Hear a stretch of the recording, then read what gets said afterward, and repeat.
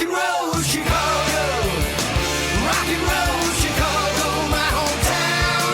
Well, I was born in the city, gonna rock your city, Chicago.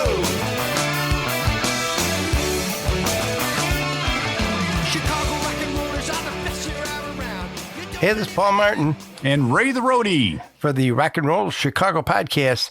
How's it going today, Ray? I'm doing good. I'm sitting here. I'm filling out my application. Application for what? I'm going to get on The Voice, man. Yeah, me and my banjo. Man, I got some nice songs I wrote for me and the banjo. I'm going to get on The Voice and I'm going to win it. Yeah, that's cool. Yeah. Maybe Blake Shelton will pick you because he likes the country music. That's right. That's why I'm going with the banjo. Okay. I think he's got the best record of all the judges. Yes, he does. Yeah, and I'm sure he'll pick me right away. Well, it's funny because the band we talked to today, Semple Band, it's Semple, Semple Band. Keith Semple, the lead singer, was on The Voice back in 2015, I believe it was. Yes, he was. And he wound up being in the top 20. But we also talked with Johnny and Josh and Valentine from the band Semple Band. And they got some great stories and some great guys to talk to. Yes, they were. I think everybody's going to enjoy this one. So let's get to it. The Semple Band. How you doing, everybody? Today we're talking with the Semple Band. We're talking with Joshua Patterson, Johnny Gennatti, Valentine, is that correct? Valentine, and Keith Semple Band from the Semple Band. How you guys doing today? good. Doing all right. Thanks for having me.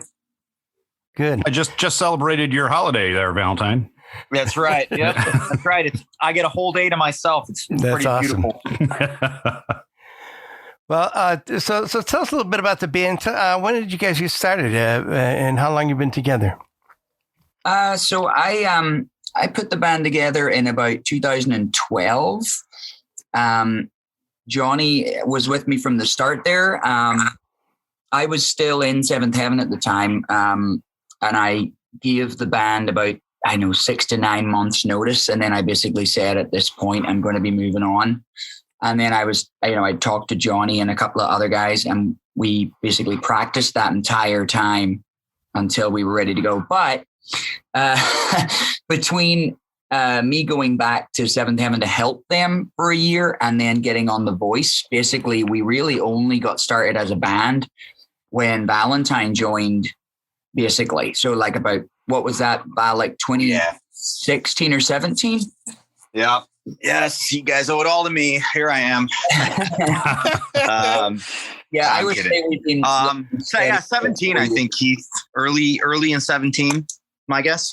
So I when anybody asks, my that was the long answer, but short answer, 2017. I see. So now, okay, so let's go back a little bit and tell us your history a little bit, Keith. I know, like you said, you were on The Voice, and anyway, well, we want to hear about that experience. But going back even further, tell us, how did you start singing and playing guitar? Yeah, Paula, I started back.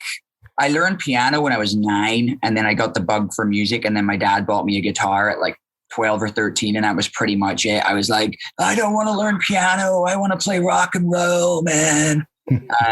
My uncle was... Yeah, I know, right, John? My uncle, he still looks the same now, only with white hair versus black hair. He looked like John Lennon's brother. You know, he had hair to his waist and the circular glasses, and he taught me the first few chords, and then from then on, I pretty much played drums and guitar in his blues band for the next few years. And then I got on a TV show at home and actually won that show. I'll not get into details there. You can always YouTube it. And then after that, ended up getting to go on some big UK arena tours. And that's how the band in America found me, Seventh Heaven, through the videos of that. And then I moved here and I've been gigging ever since. And, you know, been the happiest I've ever been has been in this band, though, because I actually like these guys, which is nice. That helps, doesn't it? It helps. So now, where is home originally at? Northern Ireland. I grew up in a place called Larne, which was famous for absolutely nothing except now it's where they filmed all the Game of Thrones movie. Oh, nice. So every time you see that ice wall or you see the big lovely green mountains with the dragon flying over, that's literally like over my house, you know. You know, it's become famous now, but before that it was pretty much, didn't matter at all, you know. So you came here to join Seventh Heaven? Yeah, they found me in August of 06. I got an email saying, hey, we'd like you to consider joining our band. And they sent me their videos, and they said, we saw you doing the UK arena tours. I got to do some cool Queen covers as well as my own originals live. And actually, I got to take the band with me. Val and Josh weren't in the band at the time, so I wish they were. But I got to take these guys, Johnny home to do the London O2 Arena for 5 nights sold out in a row. So 115,000 people total over 5 days. Wow. Packed arena 5 nights in a row. Me and Johnny still reminisce about it. It was just the most amazing moment. But I got to do that for about 7 years total. And that's where they saw me over here, Seventh Heaven. And then Richie asked me to join. And I was with them for about 7 years, and we did like about 200 freaking shows a year. And I was so burned out. I was miserable. I mean, as anybody will tell you, doesn't matter what I'm feeling when I get on stage, I give 110% regardless of what's going on in my life. It's always been my thing. And I think everybody would vouch for that. But it got to the point where I was like having to go from, here on an absolute low to like an absolute high on the stage. And that was the only time I was enjoying myself, was when I was performing. So it was about time I moved on and made my own choices. And here we are 7 years later doing awesome. Of course, minus COVID. Right. I still think they're doing 200 plus shows a year. Well, that's the irony, is that they I'd never say a bad word about anyone, but they absolutely dropped the ball on the whole live streaming COVID type scenario. They could have actually made a pretty good penny and stayed, like kept themselves afloat, right. Like the way we were able to do live streaming. But I think they maybe did like one live stream in a year, or close to a year. And I was very surprised by that. But you know what? I haven't really thought about Seventh Heaven until you mentioned them. To be honest, it's like so past tense now. Like I think it's a bummer, because I'm sure these guys will tell you, like, we were on such a roll coming into last year.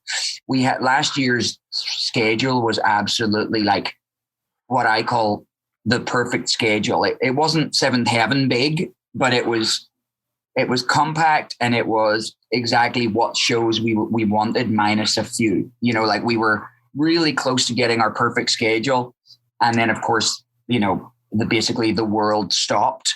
But I try to remind myself that we're musicians who aren't able to do, perform for a year, versus people who are seriously like, literally people have died. So I try to remind myself, like, hey, when you sound like you're making a sob story about it, it's really not that bad in the grand scheme of things. But, for a musician like ourselves, like, we love getting out there and performing. It's what we do, Right. It's tough. Very tough right now. I mean, not being able to play, or maybe getting a few gigs here and there. But like you said, and what was your perfect schedule? How many times a week or how many times a month were you playing, or were you scheduled to play? We played two, like every Friday, Saturday. And then we would do our corporate business stuff and our weddings and our private parties. And then on top of that, and then our summer schedule was about 3 shows a week. But again, it was more of our choice of exactly which ones we wanted, if you know what I mean. And then we had some really big corporate stuff booked throughout that year. And the big thing that we were working on, which is a real bummer, is literally right as COVID hit, I did a show at the Airy Crown Theatre down in Cormac Place with the NXS lead singer. And he asked me to come on board to his like big, huge business corporate event package thing that he does. And he was going to have basically my band, have Semple Band, these guys slowly become the local area band, as in the sort of essentially the East Coast all the way out to sort of, Iowa type area of to the Mississippi. Right. Yeah. And then of course we did the United Airlines CEO changeover show. So it was this huge big thing and it was going really well. And then of course that meant that they're from Australia. He lives in Australia, so they couldn't even come here anymore. Like there wasn't even an option for this to even happen anymore. So that was one of the big things that we lost, at least in the near future, of course. But for the last year, we've lost out on. Have you gotten any? Did you get to do any shows over the summer or this past 11 months or so? Yeah, we did one. We did the Bolingbrook Fest because they had sort of like the big area to sort of cordon everybody off in a good way, and the bands and stuff. We actually have a cool video if anybody wants to check it out on the Semple Band website, just sempleband.com. They recorded, with the big jumbotrons and everything. A really high quality video. They recorded our video and audio of that performance, so that's up on our thing, and we're very proud of it because it was a beautiful day. It was a really good performance, and the stage is actually, I think, Disturbed's old stage, so it looks really badass. Like Johnny's on this big 5-step riser of his own and everything,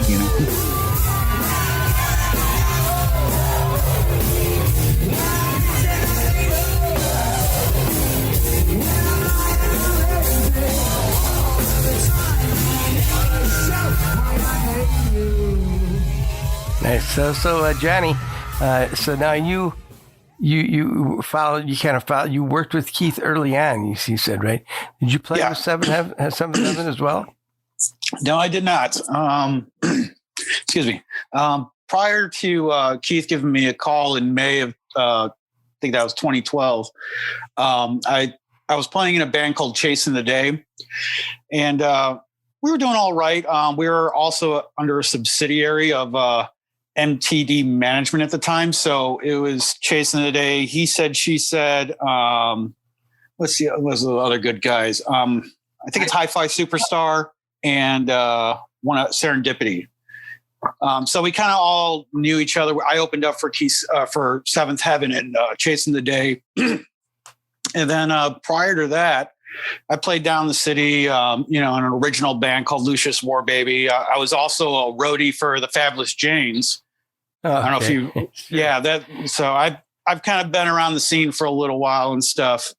But I'm having a lot of fun playing with Keith. So when I've been with him since the beginning, and it's going great. The funny thing about like how after I got the call from Keith, I literally called my guitar player, he called me because he wanted to have band practice again. And he's like, yeah, we got to go practice. I got to go over my solos. I'm like, guess what? I quit. I'm out. I'm done, son. You're going to have to go over them solo, right? Yeah. You do that at home.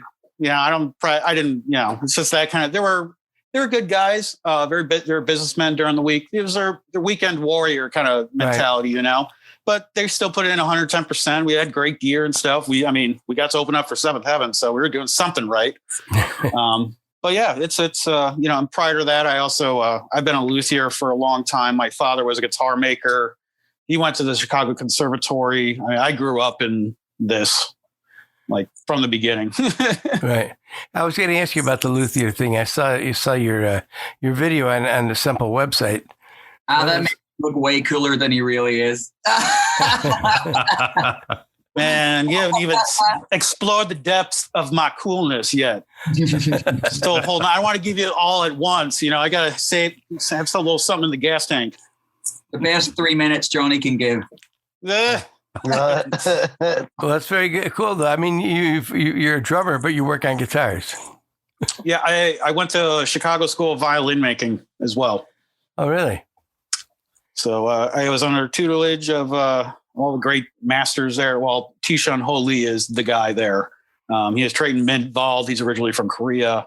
I got to inspect Strads, Guarneri's, Steiner.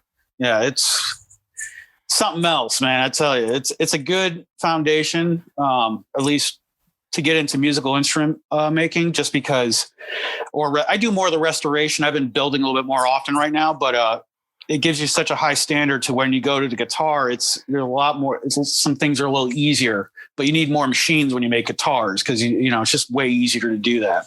So how'd you get did you start out playing guitar?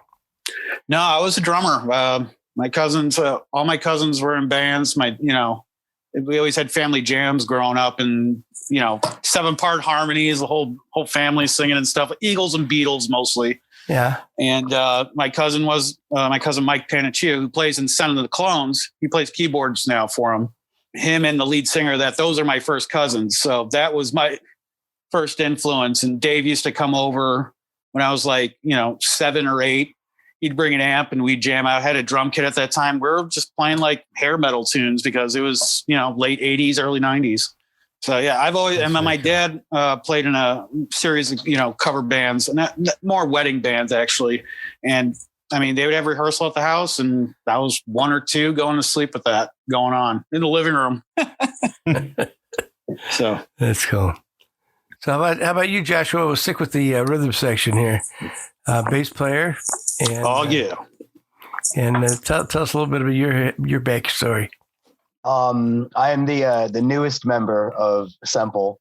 I was a full-time musician. I started on guitar playing in original bands, doing a little touring and recording. And I think around 2010 got into the lovely cover scene. So started playing in a 90s cover band.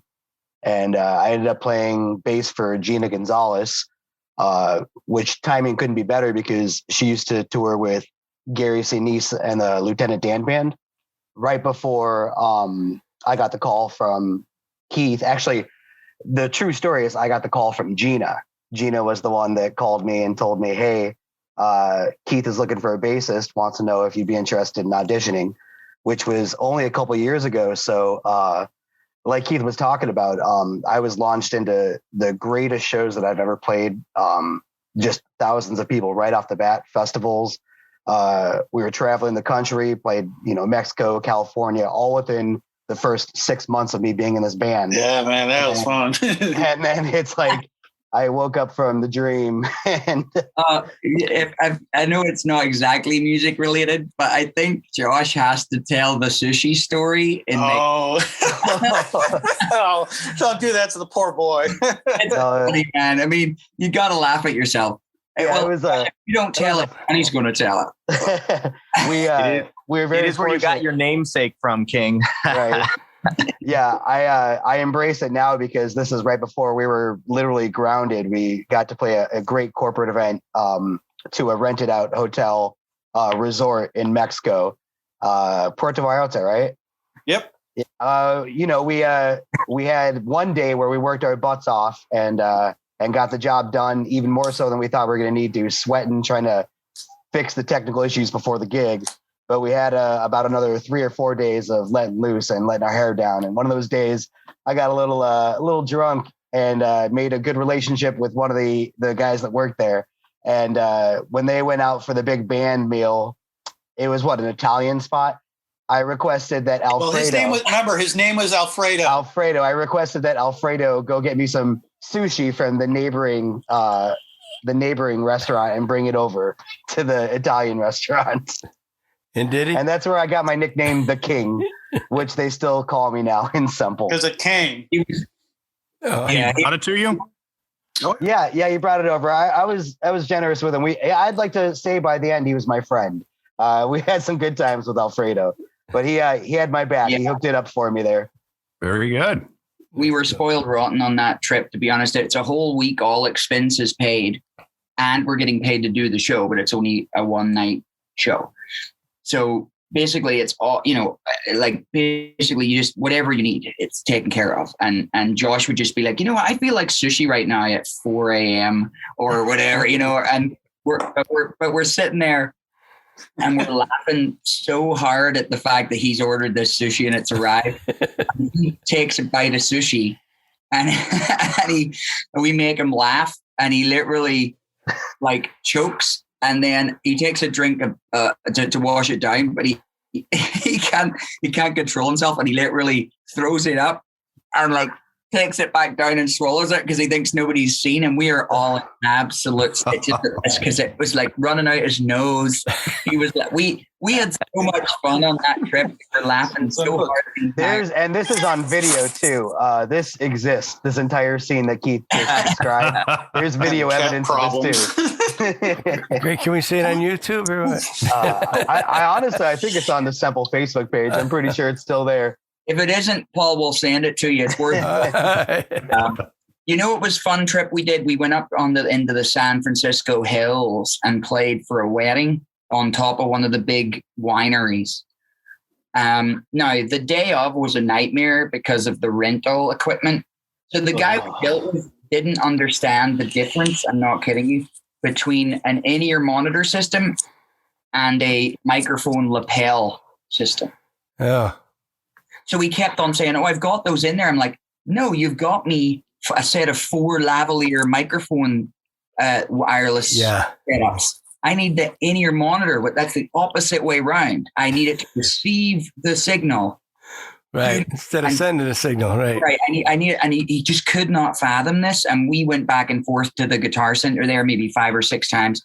And so stressful a day from 10 a.m. We started expecting to be done at 1 just in case. We even gave ourselves like an extra hour. We ended up not getting done, guys. What was it, till like 4:30 or 5 maybe? I recall it being more towards 5 o'clock. Yeah. And at that point they were just arriving to start their night, and that was it. We had to just go. I think we went home to the place we were staying, got changed, and came right back, and that was it. That was our entire day. Wow. We were starving, miserable. I don't know what these guys I was fine. yeah, I was gonna say I don't know what these guys are talking about. We were playing on a vineyard, so I just drank wine the entire time. The drums worked well. I was like, my job's done. Sounds like no, go to Guitar Center again. I'll be fine. I'll hold down the gear here.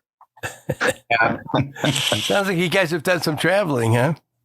We have, we've had some fun. We even lately, before COVID hit, we were starting to do some nice casinos within a sort of 4 or 5 hour circle. And we'd like to think we do a good job at what we do. We're entertaining, and I think because our repertoire is so wide, like Valentine does a great job on the country stuff. Josh has all the 90s stuff covered. I pretty much do everything else, all the, from the 80s right through to today, all the different styles. So as long as we vary it up enough within every 30-minute period, we please the old farts and the young kids and everybody in between. There's always some old guy shouting for Elvis or something. We can do that. Free bird. And then there's a girl asking for, The Weekend. We got that covered too. You see what I mean? So we were doing well, and it's slowly coming back now from about St. Paddy's Day coming up. We're sort of getting a schedule of some sort. And then I think we're at Ballydoyle Downers Grove for actual St. Paddy's Day, which is a Wednesday. So at least we have some shows that are, coming back again. We've waited basically a year. So Valentine, tell us your story a little bit. Well, geez. You said now, Josh, you're the newest member, right? Yeah. But Valentine, you said you brought the band together, right, in 2017? Yeah, I wish I could take credit, but I didn't really do anything. No, I have to admit, when he joined, I kind of knew, I'm like, this is the vibe, this is right, because we went through a few guitar players. All of them had like their own thing to bring to the table, but he was. Love you, Val. Big V. I love you, man. Sorry to interrupt. Continue, Val. Stop, but please keep talking. It seems like by the time I came on, and originally I just came on to, I was in a project for about 3 years that I had started, I basically came on to kind of help the guys out. They were in between players. They had a busy schedule. I was gigging at that time, playing solo shows, playing my other band. I was gigging like crazy. And that a young me 5 years ago now was open and willing for the challenge. Like, sure, I can take on another 30 shows. Why not? Terrible idea, by the way. But basically just, initially was, hey, can you come on? Just play whatever shows for us you can. And, if we decide that, you're a good fit for us, we could offer you the full-time position. And so I played probably 3 or 4 months with them, and the position was offered to me. And at the time, I was reluctant to take it, not because I didn't like the guys and I didn't like the project. It was just, I was very much in love with the band that I had created from scratch. We were about 3 years in. The people in the band were my friends. We were starting to get busy and we were doing really well. So it was kind of hard to walk away from that. But, Semple, even though it was kind of the infancy, they were just, with Keith being on The Voice and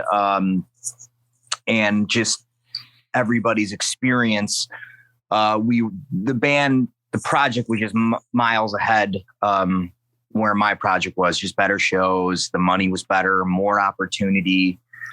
So it was hard to say no to that. And, here we are. I mean, holy cow, 5 years later, we've done a ton of shows, traveled a lot, had a lot of fun. So it's been great. This year, we've done a pretty good job of, pivoting and trying some different things. I was kind of already on the Facebook Live thing. I was doing them. I do a lot of acoustic solo shows, and I was doing them for about 2 years. And then right when, COVID happened, kind of everyone, was forced into that realm. And I feel like we did, especially from a band perspective, you didn't see too many bands doing it. It was a lot more of like solo acoustic things. And with being able to utilize our individual skills, Keith's studio and Keith's skills in the studio, we really kind of put together, I feel like, a standalone product this last year with our lives. So it's been, it's been pretty good.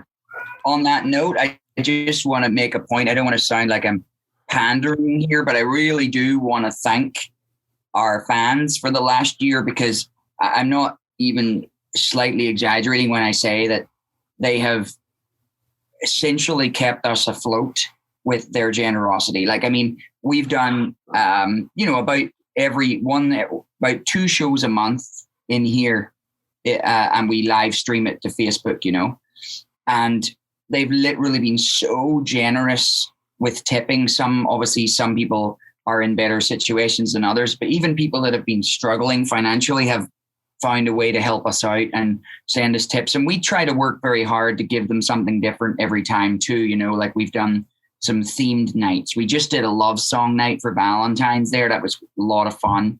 And I just think they've been amazing. We give away, like guitar giveaways and things like that to give people incentives to tip. And it was awesome. I went and hand delivered the guitars to these lovely folks. And yeah, I mean, it just gave me this warm, fuzzy feeling, considering the horrible year that this world has had. It was the cherry on top of at least keeping something to look up to, something to feel positive about, was the fact that these people were missing us. They, like, to them, coming out and seeing us is their way to get away from their daily lives and daily routines.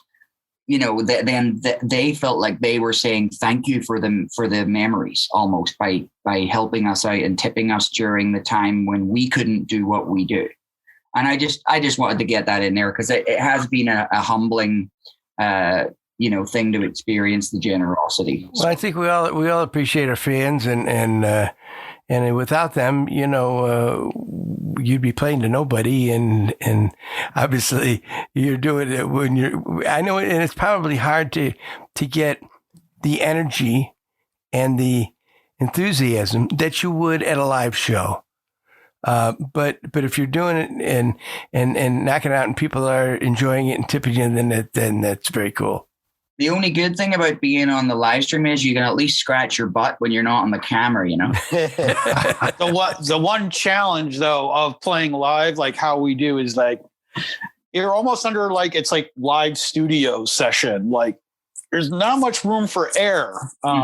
Hey, speak for yourself, Johnny. Hey, I'm just saying. I'm playing pretty good, I think. But you know, that's what I'm saying.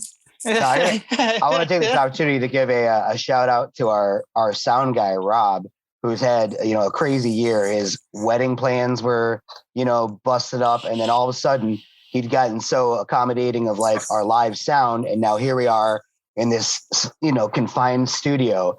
And Keith and Rob spent a lot of time really learning how to adapt our sound and dial in a totally different sound. I'll show them here. I know you won't, I know it's just audio, but at least the guys can see. This is my soundproof vocal booth. Oh, nice.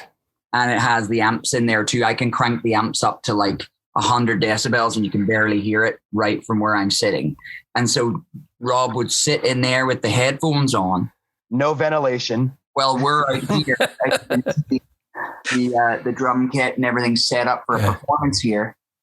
He would sit and mix on his headphones what's going out to the live stream. And he's absolutely a genius. So anyway, sorry, Josh, go ahead.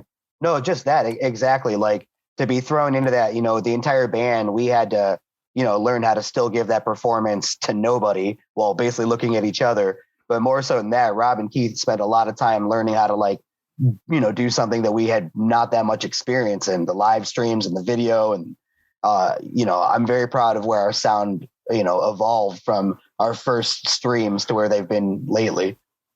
Well, a sound engineer can make or break a band, and he's like the extra member of any band, Yeah. And to have a good one is always good. Hey, Ray, what are you doing? I'm getting my bluegrass on. I'm playing my banjo, except there seems to be something wrong with the strings. Well, Ray, GHS makes strings for all types of instruments: electric and acoustic guitar, bass guitar, mandolin, ukulele, and even banjo. Then I'm getting new GHS strings and my banjo will sound better. I don't think it's the strings, Ray. GHS are easy to play with rich, full balanced tone, available in many different gauges. Great for all musical styles, so if you play with the best, play GHS strings.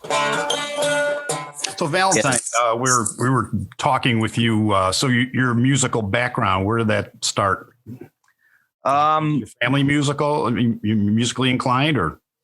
I'd like to think I'm musically inclined at this point. It only took 30 years, though, right?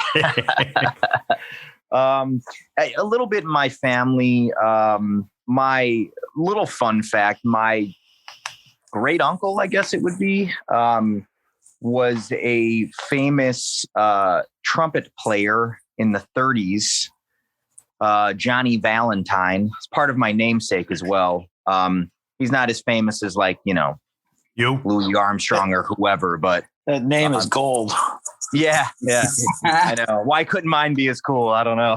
I mean, it's not too late. You could change it. I don't know if I inherited any of that or not. Probably not. But my dad played guitar, and my mom, we had a piano, and my mom had my brother taking classical piano lessons. My brother's about 5 years older than I am, so I looked up to him, and she got me into taking lessons as well. So I was classically trained on the piano. I started at about 8, and I did pretty well. I mean, I would say I was excelling. They started putting me into some local competitions.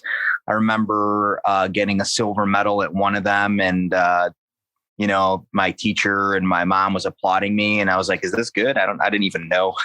So the second loser in that scenario. But it wasn't until about I turned 10, and like I said, my dad played guitar, that I was kind of starting to get really passionate about wanting to play. And I asked for a guitar for Christmas, and I got one for Christmas. And basically, I remember sitting at the dinner table Christmas Day, still holding the guitar, just plucking one string, didn't know what the hell I was doing, but I probably held it for 6 hours that day. And that kind of sums up my guitar playing life. I probably should have stuck with the piano. I still play piano, but I couldn't. There was something about the guitar. It's just a part of me. I can't put it down or let it go. And then just, throughout the years, had some other education, if you will, some guitar lessons, a lot of time in different bands in school. I played sax for a minute. Couldn't get in on that. Jazz band in high school. Went to college, for just local community college, for a minute. To play music, and realized that they were basically the education I was receiving was pushing me in a direction to be a teacher. And once I figured that out, I was like, oh, that's not what I want to do. I want to be playing music. So I dropped out, and not too long after that, entered into a situation where I got a record deal with Universal Records. Playing Spanish music, if you can believe it. I don't speak Spanish. Well, it was kind of like, it was kind of like pop rock, but in Espanol. These guys are about 15 years older than I am. I'm like 19 years old at the time. And I just saw an ad in the Illinois Entertainer, responded to it. And that kind of started my journey in the Chicago music scene.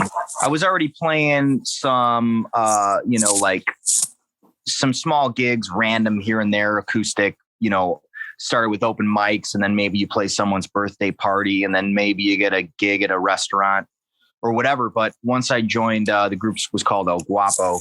Once I joined them, we started playing fests, and we started, opening up for large rock and Espanol groups. And Valentines. That's right. Valentines Benoit. That's right. Okay, I was at Menudo, so I get it. So what's your go-to guitar? I've been playing, it's actually the band I was talking about earlier. Nice. Before I joined Semple. It's actually my bass player's from that band's guitar. He's also a phenomenal guitar player, but it's a Telecaster. I can show it to you guys if you want. I just have to get it out, but it's okay. It's like a mustard yellow, and it's a parts caster. He kind of put it together, and it's cool though, because, Keith was talking about in Semple Band, we really hit everything. And being in a project like that, really, you need a versatile instrument, and this Telecaster, because it has a really thick, heavy body, and it's got dual humbuckers on it. It really is very versatile. It can clean up nice, and it really has some balls if I need it to. So that's been my go-to. But besides that, I've always been a Strat guy. I've got a G&L Legacy that I got for my 16th birthday that just, it's got Eric Johnson written all over it. So that's kind of, I would probably play that if it wouldn't make me sound like such a wimp on stage. Just Strats are great, but man, you can only do once you go to a Tele, it's hard to go back. Yeah, it's just especially that one with the humbuckers. It almost is too. It almost screams too much. But when we play our Zeppelin, or when we play the rock medley, you kind of need it. Yeah. Now, Keith, you said you do some shows too, right? Some shows on your own, some solo shows. Yeah, I would do, one or two, well, maybe, two or so a month, on top of the band stuff. This is all I've ever done. Music's all I've ever made a living from. I would do some extra ones. If we had a light week or whatever, or I knew, we were going to take this weekend off or something, I would, do some unplugged solo stuff. At the end of the day, everybody, all the guys know, full band is my only, what would you say? It's the only, priority. Well, tell us a little bit about your experience on The Voice. Yeah, so it's funny. I've been on 3 TV shows now, and I didn't enter myself for one of them. Oh, no? So I'm really not, I shouldn't say this, I guess, but I'm really not a big fan of reality TV, especially reality music TV. but I have very, amusingly nice friends and family who keep entering me for things because they think I'm going to, do well in them. And I've done pretty well, I guess. I got entered for The Voice by our friend Leanne that works for the band. And I got a call to basically skip the lines, so I didn't have to stand in the 10,000 people lines. And I got through and I ended up, doing the blind audition. I got through that. I ended up getting, through to the knockout or through to the, the battle. I won that. Then I was in the knockouts. I won that. And then I ended up making it all the way through to, the next round, the top 20. And all the time I'm just like, oh, this is cool. Just like I'm getting through. So I'm going to stay in it and get some publicity and get my name out there. And it was fabulous. I mean, it's nice to see how a show like that works behind the scenes too, because those guys make it look like this stuff happens all in one continuous thing, but it happened, 1 minute of footage is like a week long of recording. I think the younger kids were more affected by the whole thing, but obviously I've played stages and things that are, at an even another level than that. So it wasn't like I was intimidated by walking on a stage in that environment. I've played arenas and we've, Semple Band has played some amazing festivals. And it was just that, that on the other side of that camera, there's about close to 10 million people watching. That's the intimidating part. So tell us a little bit about some original music now. You guys have a few originals, right, that you do. Yeah, we try to put out a small EP every year, like a 4 or 5 track thing that we can sell throughout the year at our shows. And we do, 2 or 3 at each show, spread it out throughout the covers. And I really love that side of Semple. We haven't had much chance to bring this next CD that we're working on to fruition, but it will be done at some point. It's just, I have another project that is entirely original and it takes up so much time because it's progressive rock. It's like, Rush and Dream Theater and stuff like that. Okay. So the production and the recording and the writing takes 2 years from start to finish. So it's like, right now I'm just finishing up. Like takes about that long to listen to one song too. The new release is just one song, Yeah, well, actually, ironically, that's what we did for our last record. Was we released a 21-minute, 12-second long song as a kind of ode to Rush's 2112.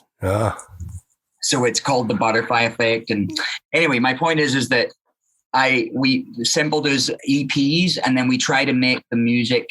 We sort of decided like a couple of EPs ago that we should make the music we write reflect the music we play in the shows. Like we can't take ourselves too seriously on the original side. We should just write really fun stuff. So we wrote this really cool song called 5 O'Clock, and it's an Irish drinking song. And it's so catchy. And from the first time we've played it at any show, it went over so well because people don't even know it's ours sometimes when they ask us, well, who sang that, and it sounds like Dropkick Murphys, right? Meets like, I don't know, almost like meets Bon Jovi, kind of like, as in like it's got rock but it's got that real Irishy side to it. Happy hour, you say, the best part of the day. Hey to Jack and Jim, they're my favorite friends. They keep saying it's too early, but I just can't wait. 5 lights running the ride, we're going to the bottom of the bottle's dry.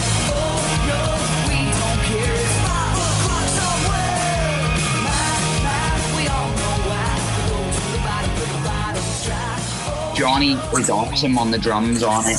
Well, Irish drumming is right in my wheelhouse, from my upbringing. It's good to kind of lay it down for everyone to hear. Yeah, well, we actually do that with your family, right? Oh yeah, it's just totally all the Puerto Ricans. That's all we do is Irish music. Yeah. Well, it is a very green country, Johnny. So this is true. Very true. So who does the writing? You do, Keith, or the whole band?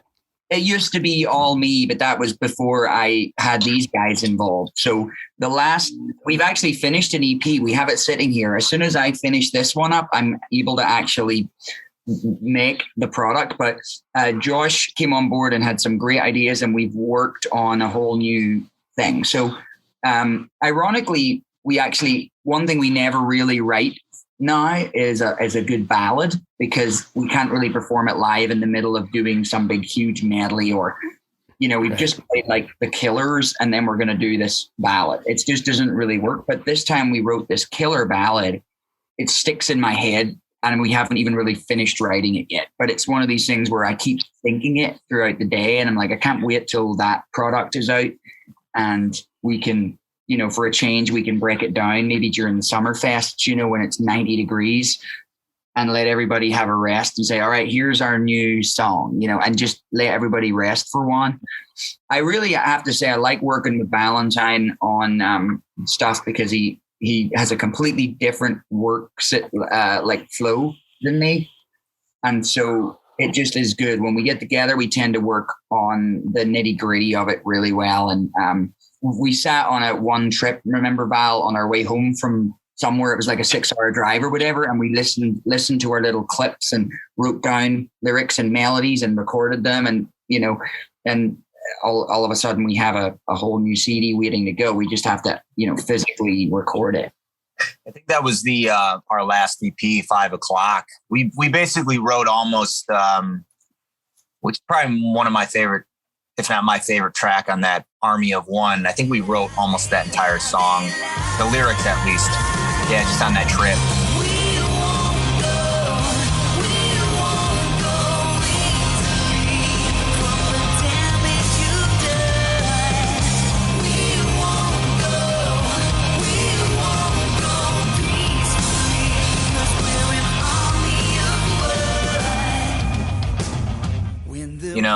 We have a melody, and then, okay, what's the song about? I seem to be really good at picking song titles. And then Keith helps me fill in the rest.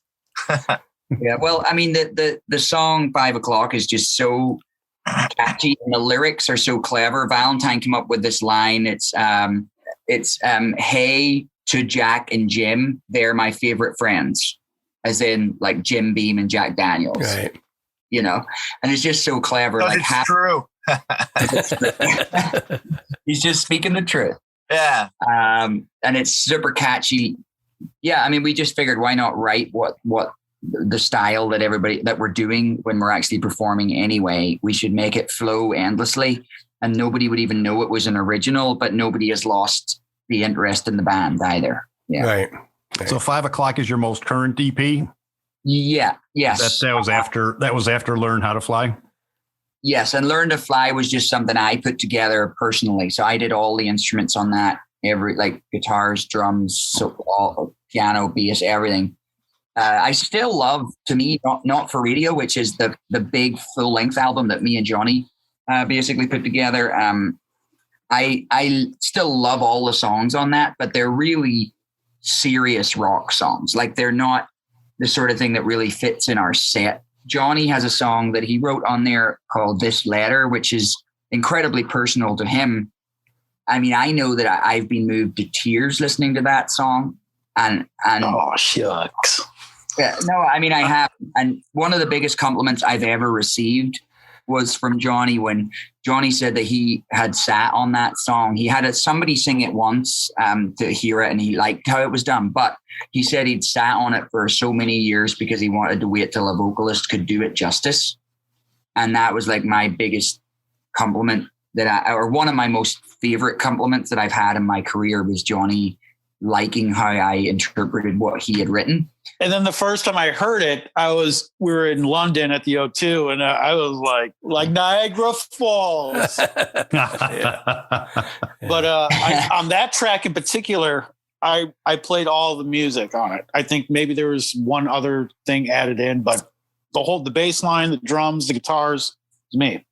When all of us get together, especially on this next new EP, is really going to be something different. And there maybe might be a horn section on this one ballad. We'll see. Well, Johnny, funny you were mentioning that, because that ballad I was talking about that we've written, sort of I think Valentine played this kind of like sort of John Mayer-ish type guitar riff that he plays regularly. It's just his little thing that he does, like this thing, and it had a groove.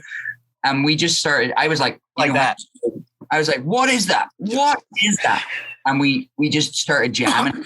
Johnny just, this unbelievable groove. And Josh just comes in and he's like, oh, here we go. And all of a sudden there's this beautiful groove that became this song. And it's moments like that when I remember why I do this for a living, you know, those magical moments when everything just. And what song is this? You know, we don't actually have a title. Yeah, it's just groove. It's groovy ass MF and tune. That's all we know it as at the moment. We will name it. There's one that sounds very Imagine Dragons-ish on this next record, which I think all the guys are really digging. And then there's one that sounds completely different again, and they all have a different twist, but they're all, in my opinion, sounding like anything that's out today. Well, I look forward to hearing it and seeing you guys. I see you've got over 1 million hits on YouTube and over 25,000 followers on Facebook and Instagram and what have you. As a matter of fact, where can we find you on Instagram and on Facebook and stuff? Yeah, you can find us at business. You can find us at Semple Band on Facebook and Instagram. Also, Keith Semple is still a couple of the URLs. So if at Keith Semple on Instagram and YouTube, I think is still Keith Semple. But if you type in either Semple Band or Keith Semple on Facebook, you will get the pages easy. And the website is just sempleband.com, and that includes everything. So that's the good starting point. We would always say go to the website, and all the links to everything else are on there. So they would take you to the Facebook and the Twitter and all that stuff. I see. Well, appreciate you guys joining us today. And thanks a lot. The band. No, it was fun. Definitely. There's a lot of good stuff. Yeah. Thank you guys. Yeah. You'll just edit it down to us saying, you know, no, we'll edit that much out of it. Johnny, sup? Keith, wow. Good night. I'm leaving the sushi story in there. Most definitely. Well, thanks, guys. Appreciate it. All right. Good luck on the upcoming season. Cheers. Thanks so much for having us. Talk to you soon. Yeah, continued success, too. Thank you. Thanks. So that was Keith Semple and Johnny and Joshua and Valentine. And it was some fun stories there from those guys. It was. I mean, those guys are all right. A lot of fun. I can't wait to get out and see them once they get out and playing again. But I'm kind of bummed out. Why is that? Well, I sent in my application to The Voice and they already turned me down. Oh, boy.